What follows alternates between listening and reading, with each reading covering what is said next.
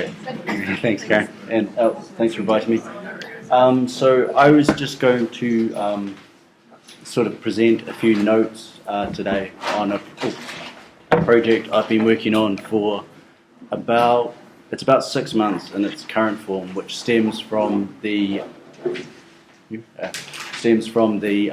design unit I've been teaching at the AA for 4 years now, and then the research cluster which I've been running, which we're working towards compiling a lot of this information and then publishing it probably early next year, and then we have a website where we index a lot of these things. So what it deals with is we're looking at the notion of architectural decline and obsolescence in contemporary United States, and we do this primarily through the image. That's our sort of aesthetic practice. We look at that specifically for a couple of reasons, which I'll get to when I present the material, but it's primarily because there's an imagistic quality to the United States which is coincidental with the establishment of the United States and the way in which it considers itself, and the way in which architecture and landscape are considered in relation to one another. And that is to say that the basic premise of this is that landscape is itself a malleable kind of man-made environment. And the other provocation from that is that John Sarkozy, the great MoMA photography curator in the 1970s, had a wonderful quote about photography, which was just, it's not what an image is of, it's what it's about. And part of that is to try and look at what these images are about, because they're often very disturbing. So the impetus for the project came from a visit we undertook to Greenville, which is a city on the Mississippi Delta, which was once relatively thriving. I think it was about 120,000 people, but now consists of about 20,000 people. It has a great history of urban blight, incredible violence, social unrest, and there's something about being there that sparked a real interest in the kind of extremity of that and architectural decay, both as an example and as a general condition. So this is a photograph of Main Street, Greenville, which is almost entirely derelict along the street. And this is the Paramount Music Theatre, which occupies the former premises of the Crest Five and Dime, which operated from the 1940s to the 1970s. This building was then vacant for 35 years when it became the Paramount Music Theatre, which was open for almost 6 months in the early 2000s and has been closed ever since.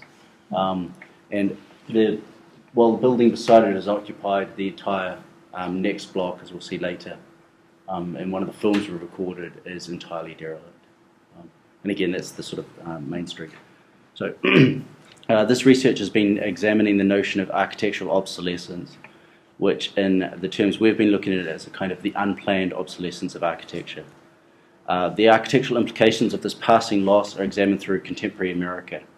And this is because while during the 20th century the United States was the world's most influential economic, scientific and cultural force, now in the first decades of this century that influence is indisputably waning, with the United States itself approaching a kind of unplanned obsolescence, one in which architecture often appears to exist as a form of byproduct or residue. And what we're trying to do is just sift through those residues, which are the evidences or the fragments of that decay. And obviously there's an enormous number of them. So it's the pervasiveness of that residue as well. In part, this is because if the United States is the original version of modernity, as Jean Baudrillard offered in his famous travelogue America, then the post-industrial collapse of cities like Detroit, Greenville and the Salton Sea, which we'll also look at, provides us one of the visions of what the end of modernity might look like, which is to say they're a type of snapshot or a passing glimpse of that reality. And counter to this sort of the commonness of that image of ruin is this other simultaneous one, which is the kind of one in which nature is often figured as a counter to that ruinousness, as a type of resurgent paradise, one that's bountiful and is capable of sustaining human existence. So this is an image from the Dutch photographer Corine Vermeulen, who went to Cranbrook in the early 2000s, then remained in Detroit to photograph the city. And she takes these very sort of often whimsical pastoral images of the post-industrial city, which are a direct counter to the type of ruinous imagery of Detroit that we see in books such as The Ruins of Detroit, if you know that project, or Andrew Moore's Detroit Disassembled, which is kind of the classic ruin porn that we have now, but I would argue this is kind of pastoral pornography. So within those terms, here we go. What's quite interesting is the way in which she cites her work as a type of a glimpse of an alternate reality. So in those terms, for me, it's a type of kind of dreaming, a type of daydreaming, which is both itself a type of resistance. I think the paradox is it's a type of resistant practice, but it's also it's a type of willfully ignorant one, which is unsustainable in itself. So within those terms, what we've also been doing is looking at the kind of photographic history of these types of imagery. So this is a photograph by Jack Delano, who's one of the Farm Security Administration photographers during the Great Depression in the 1930s. And this is from a series he did of sharecropping farmers in Alabama. And this is this ties into the project I've been running, because one of the recurrent photographic tropes that occurs in American photography is the gun. You know, Don DeLillo has a great line about in the American imagination, there's the most mythical image is that of a man in a landscape who's either driving a car or riding a horse, but always carrying a gun. And it's kind of both the sort of sustainable aspect, or not sustaining aspect of the gun in terms of you know, obtaining food, but also the kind of vastly violent one of it. Right. And of course, within those terms, there's a great sort of and very well-known history of the image America portrays to itself of poverty and of sort of socio-economic distinction. So of course, this is one of Walker Evans' famous images of I think it's the Purdy family, from Nallard's Place, Famous Men. And interestingly, Evans describes his photographs as an attempt at sort of a kind of a pure record that shows the plain, unvarnished truth, when of course it is itself a type of varnishing, because he manipulated the furnishings and this kind of things. But there's something really, the beginnings of symbolically resonant representation of that is well known to itself, which reoccurs in the repetition of that imagery throughout popular culture throughout the century. So this is a image from Gary Ross's film The Hunger Games, which came out last year, which is, for those of you who know it, interestingly, it begins in a sort of, it's about a post-Civil War United States where the regions who have been subjugated, in order to remain subjugated, but to kind of know their place, are forced to offer the, I can't remember what they're called, but they're forced to offer young people up for combat on television, where they fight to the death. So it's a retelling of the same story yet again. But what's quite interesting is this obviously has aesthetic resonances to the sort of Walker Evans imagery, the Appalachian Mountains, and interestingly, in my terms, the film begins with the lead figure out hunting in the woods. And she's out hunting not for sustenance, she's out hunting a deer in order to sell it on the market. So there's a nice exchange of the sort of the ability to procure food for financial recompense. So this film itself is one of the examples that is cited in this article by the American journalist Frank Rich from last year that caused a big stir, and it's about America's obsession with its own demise. And interestingly, America's obsession with its own demise occurs from the Founding Fathers onwards. But part of my speculation is its obsession with its own demise is timely now, given that it is in demise, an irresistible demise. So this is, and of course, this places the politics of the election. But the sort of great caption here is Declinist panic. There's the Declinist movement, which this all comes from, hysterical nostalgia America may not be over, but is certainly enthralled to the idea. And this comes about from, very interestingly, Rich, and this is it's a very controversial article if you follow the kind of internet debate about this. It comes from the death of Andy Griffith, who's shown here playing the guitar, who was a seminal sort of character actor in American television during the golden period. And I mean, he wasn't a particularly good actor, and obviously. And then when he, for those of you who've ever watched the Andy Griffith show, but what happens, when he died, there was a huge national outpouring of mourning, which could be allied to something like the death of Princess Diana. But Rich then reads that as a way in which America's mourning its own demise, its own nostalgic longing for something that it never was. What he does is he traces back, and he talks about this in terms of the show. The Andy Griffith show was set in a fictional town in, I think, New England called Maybury, and it was at the height of the civil rights struggles in the 1960s. And in the town in the series, it's entirely white, it's without poverty, and it's sunny kind of all of the time. So it's kind of great, and there's a disproportionate response to that. So as he says, what's quite interesting about the Andy Griffith show is it didn't transcend the deep divides of its time, it merely ignored them, which is to say it sort of replaced the kind of image of reality with another more televisual one. Right, so in this article, Frank Rich then formulates this kind of willful ignorance as in twisting Ronald Reagan's famous presidential slogan from the 1980s, he describes it as a mourning in America, with a wave of nostalgia about a kind of the contemporary collective amnesia of the United States for itself and its willful rewriting of its own history.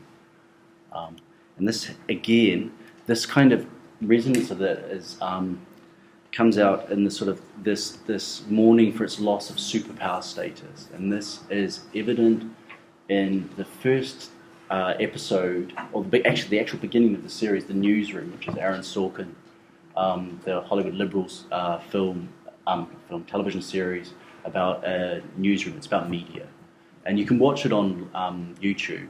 I didn't play it; it's quite long, it's 6 minutes long. But what in response to a sort of, it's one of those great kind of liberal arts universities, and the Jeff Daniels figure, who's the anchorman, has been invited along, and the question that's posed to him is, why is America the greatest nation on earth? And he loses his temper and he starts this kind of rant where he says it's not, there's only three things America leads the world, and one is adults who believe in, first of all is the number of incarcerated citizens, the second one is adults who believe in angels, and the third one is some other kind of lunatic spiel. And in the end he sort of says, I don't know what the fuck makes America great, Yosemite. And that's what's quite interesting for me, because again, this what he's saying in that, in this kind of cynical offhand moment where he talks about what makes America undeniably great, is this recourse to nature and a kind of really photogenic, televisual and inaugural view of nature as a type of park, as a type of bountiful wilderness, a paradise or a type of Arcadia, which then you will see again. There's a reoccurrence of Yosemite within these images again. Yosemite famously, I mean, I'll talk about it now. We'll talk about it later. Yosemite becomes a national park. The National Parks Act is founded because of photographs of Yosemite disseminated in Washington, to say this is a beauty we must conserve. It's a beauty that's understood not through its actuality, but through its image. So again, within that, so part of the framing of this is the kind of this wonderful productiveness of the United States in terms of images to itself. This is, of course, for me, most evident in the kind of real fascistic aggression of the Eames's glimpses of the USA, in which, when they're commissioned for the World's Fair to produce a film that shows the contemporary United States, they're not content with a single sort of reel. So what they do is they have these 7 multimedia screens up in the World's Fair, and they barrage 10,000 images with a Bernstein soundtrack. And what happens is quite interesting. This is where part of the framing is, as it becomes glimpses of the USA. It doesn't become an image you can hold on to. it becomes a kind of after image that you recall in memory at a later stage. So again within that, so here we go. Yeah. So one of the images of America as itself, of course, is as productive as a type of manufactured landscape that's natural, but also of this kind of decline. But this is an image by Andrew Moore from his series Detroit Disassembled, where this is the kind of he's one of the classic photographers of this sort of ruin porn thing, where he describes in these really technically beautiful and very well realized images the re-emergence of a kind of nostalgic longing for this pastoralism, or a kind of Arcadia. I would say it's more sort of an Arcadia than a paradise, and that it's kind of about an unachievable harmony with nature. And the interesting distinction between Arcadia and paradise is if paradise is something that is lost, Arcadia is something that can never be achieved. So I think it's kind of a reinvention of something, an ideal that can't be achieved within those terms, those early days in the formulation. So this, of course, harks back to Thomas Cole and the whole notion of the Arcadian or the pastoral as kind of harmonious relationship with nature that incorporates architectural components. But then when it's imported as a sort of poem picturesque within the United States in the work of figures like Albert Bierstadt, who's one of the members of the Hudson River School, it becomes a much more kind of, if the landscape here is a relatively intimate one, here it becomes a vast one, and it's something about the incommensurability of the vastness of the American landscape that leads to, in part, a proportionate, or disproportionate rather, and overwhelming aggressive reaction to it, which comes about through the doctrine of manifest destiny. So William Gilpin, who writes the sort of mission of the North American people, one of the founding texts of manifest destiny in the late 1800s, writes, as you can read here, the untransacted destiny of the American people is to subdue the continent. So there's a wonderful kind of evocation of the need to subdue, and you subdue for productivity. So the doctrine of manifest destiny is one of the great motivating forces that propelled the settlement of the American West. This doctrine held that the American continent was divinely favoured and potential wealth destined for fruitful use. While manifest destiny may have been irrational, even arrogant, it was highly imaginative and symbolically proliferate. So this is one of the central figures. So what's crucial here is photography is invented at the same moment as the economic development of the West. This is through figures such as Timothy O'Sullivan, who, and later on another one, we'll see Charlton Watkins, who were both Civil War photographers. What's quite interesting is they depict the landscape in having the knowledge of the way in which to depict the landscape with the body on it. I don't have the appropriate slide, but there's a way in which they photograph the landscape as something that harbours that kind of violence.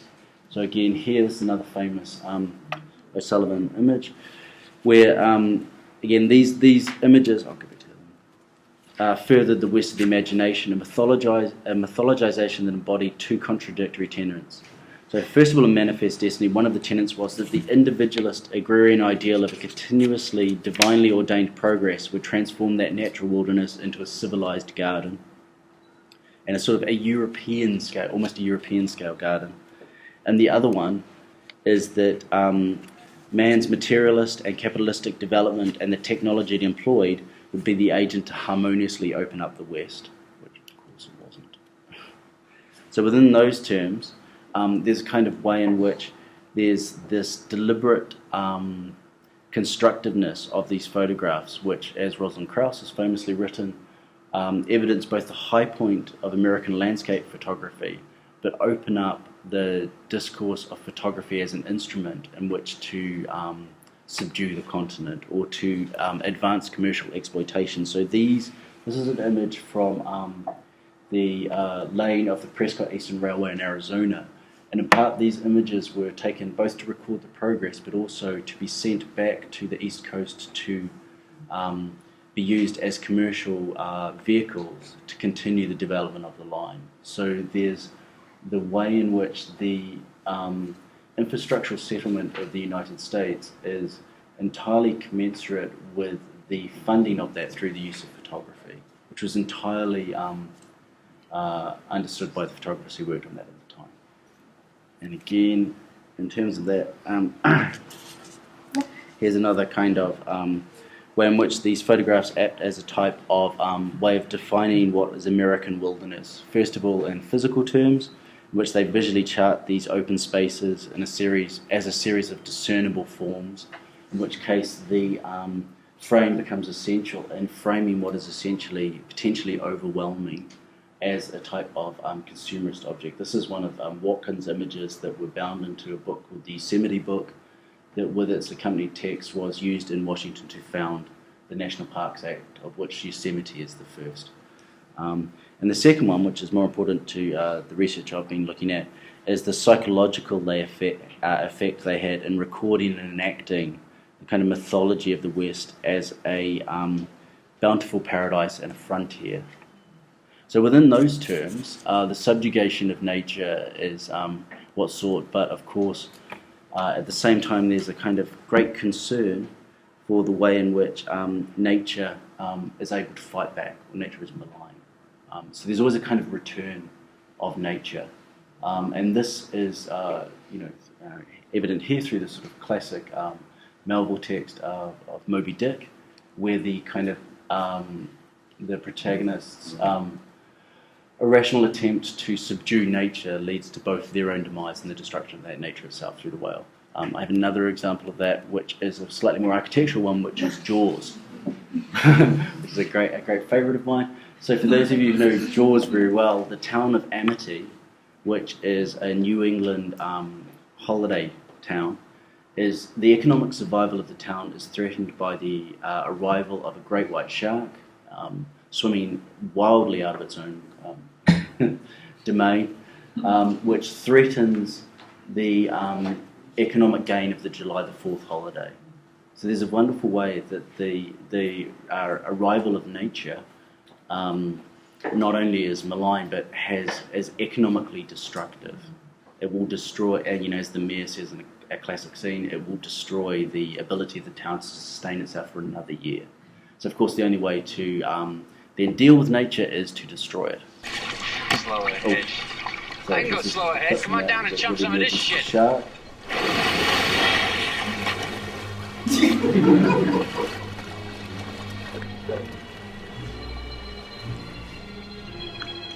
You're going to hear it.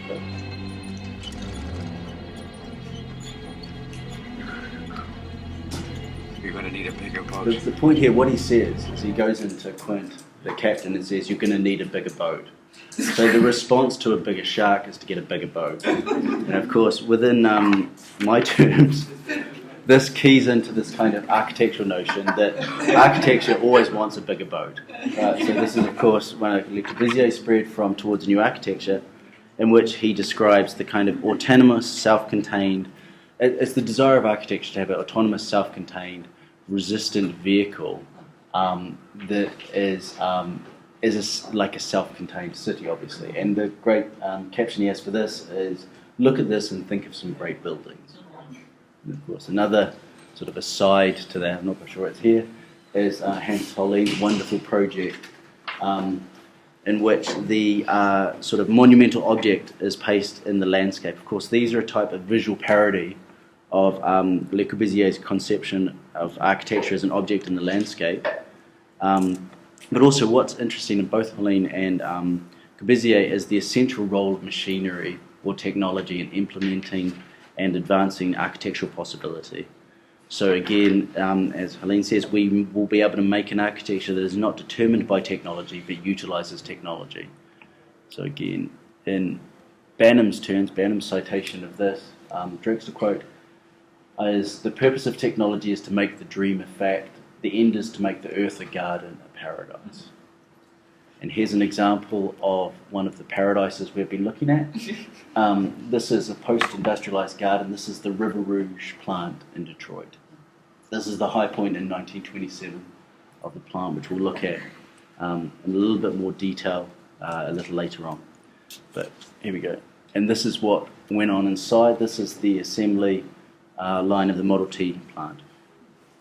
As Banham, who used the Drexler quote in his Great Gizmo essay to describe the way in which the democratic technological object is utilized by the American to conquer space, and then as a kind of a proto-architecture, in 1960, in his great book Design and Theory, he asked, can those ocean liners and cart-sprung automobiles of figures such as Le Corbusier really have offered such an effortless conquest of space and time? These irrational mechanistic urges that underlie these rationalist platitudes illustrate the true ghosts of the machine of the 20th century, faint echoes from a faint-hearted epoch where men truly tried to come to terms with the machine as a power to liberate men from ancient servitudes to work and exploitation. And as you can see here, of course, is the results of those attempts to use machinery to free men from exploitation, which is, of course, to make them more exploited. And then in part, interestingly, in Detroit, part of the difficulty now with, or in the 1960s when it first went into decline with retraining the population, was because they were assembly line workers, they only knew how to do one small discrete task and they were discouraged from laterally thinking. So you had a very de-skilled, uneducated labour base, which is not able to be easily turned to other means, right? So again, this is what the research I've been looking at is interested in, is the kind of post-industrial consequences of these machines in the garden. So this is another example from one of those things which is in Mississippi. So again, the question posed of this is, if we accept Gideon's argument that architecture manifests the unconscious will of society, then in these uniquely American terms, it also illustrates a kind of residue, a redundant byproduct of larger economic forces. So for me, the architecture of downtown Greenville, and this is another example from along Main Street, is a stark expression of that redundancy, both in the literal sense that these buildings have been emptied, vacated, and abandoned, but also in the larger intellectual sense that there's no reason for their continued existence aside from the obdurateness of architecture. And that's precisely one of the fascinations I have with this work, is the way in which architecture just remains standing in a kind of very American way. It's left to fall down. Greenville's a fascinating place that we looked at because it sits on the Mississippi, which of course has a long history with the ungovernable force of nature through the constant flooding of the Mississippi, which is, here's Katrina in 2005. This is a photo of the radically reconfigured New Orleans suburbs, might be the Lower Ninth. And here in 1927, which was an astronomically, a flood of absolute biblical proportions.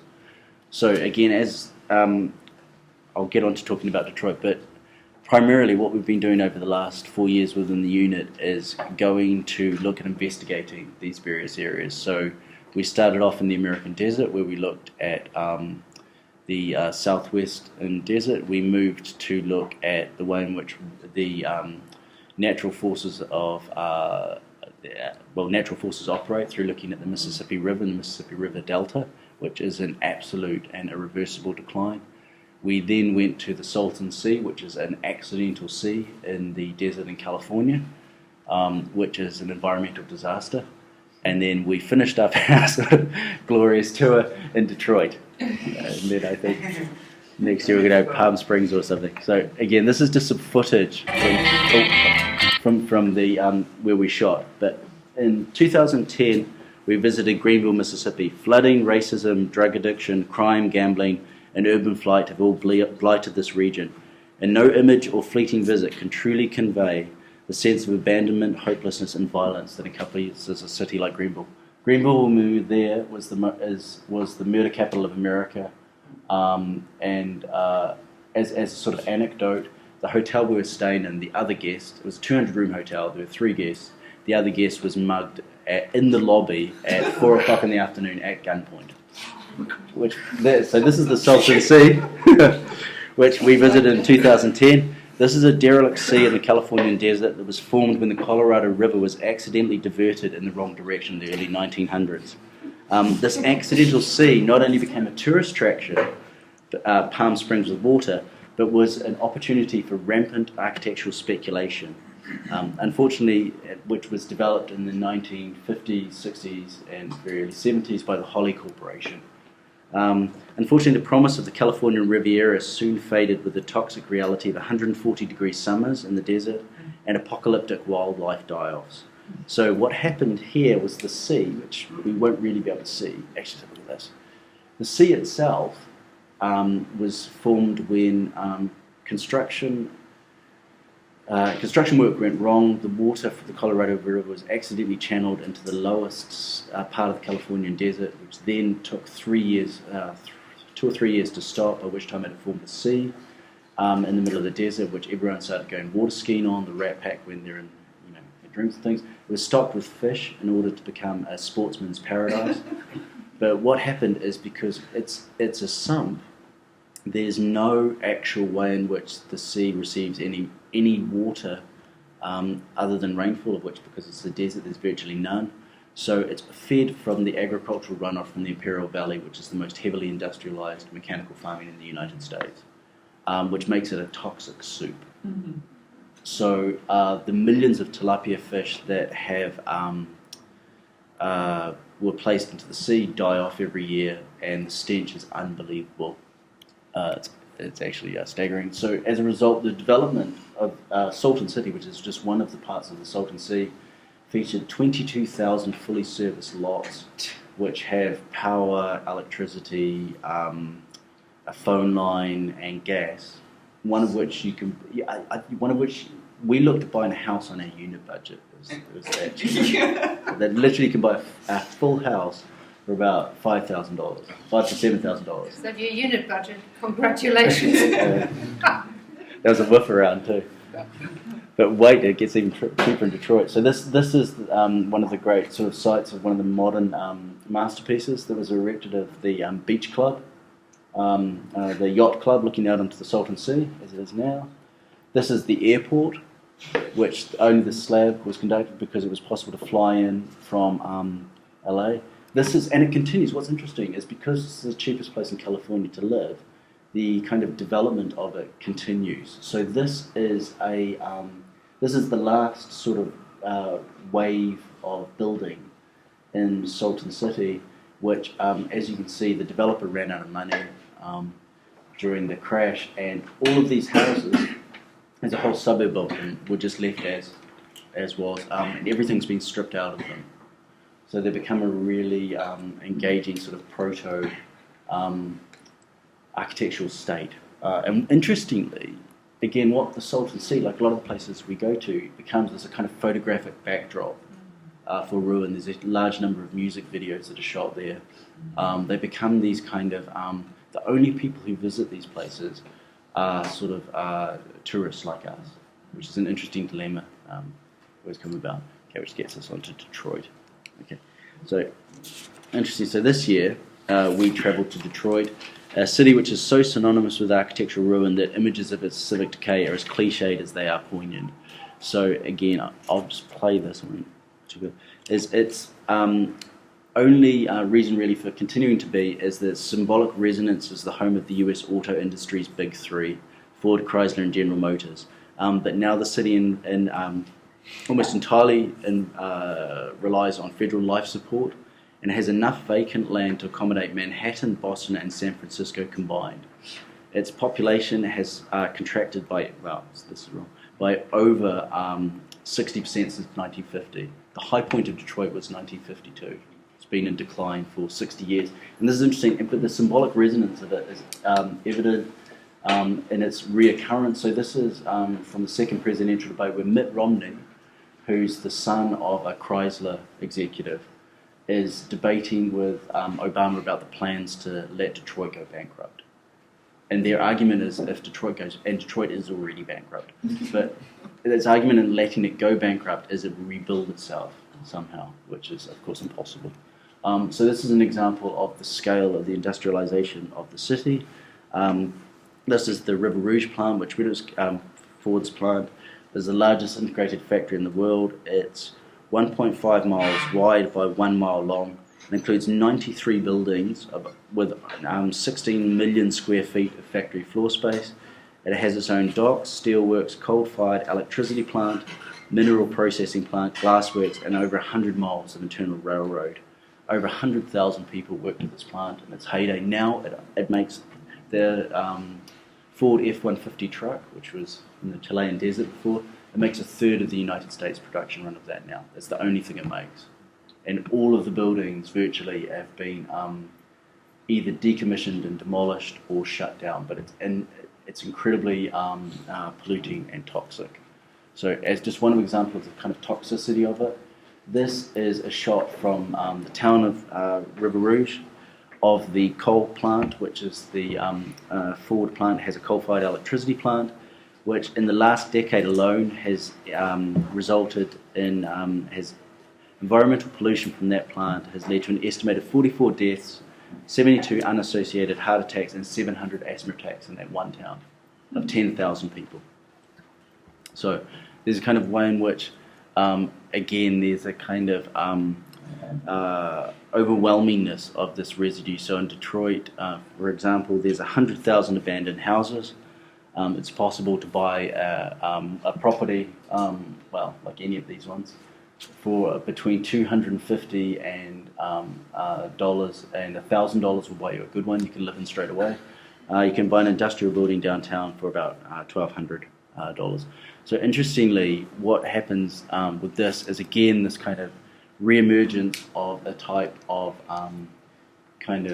the natural through the prairie, but it's a much more compromised nature. It's an entirely affected one in that the toxicity of the soil conditions, and not even that, the kind of architectural conditions of the city itself are so deeply compromised. So this leads to the kind of landscapes that I've been interested in, which are these ones like this, which are kind of the much more architectural ones. This is the Brewster Douglas housing project, a view from the freeway, which has been entirely derelict since the 1980s. And the city, because the city is entirely bankrupt, it has no money to tear these buildings down. So the buildings just continue lingering as these kind of ghosts of the machine, as Banham says, but that they linger well past their kind of expiration date. So for instance, the plans to demolish this, which apparently should happen next month, have been ongoing for about 15 years. So every year it's restated they'll be demolished. And that is the kind of counterpoint I wanted to offer to sort of Vermeulen's very kind of pastoralized images, which is to say, within the discrepancy between those two images, two versions, which is the kind of one we like to look at, is what the implications of almost like a post-industrialized landscape is, one in which the kind of bucolic and its opposite, the obscene, are entirely coincidental with one another and irresolvable in terms of that discrepancy. Thanks.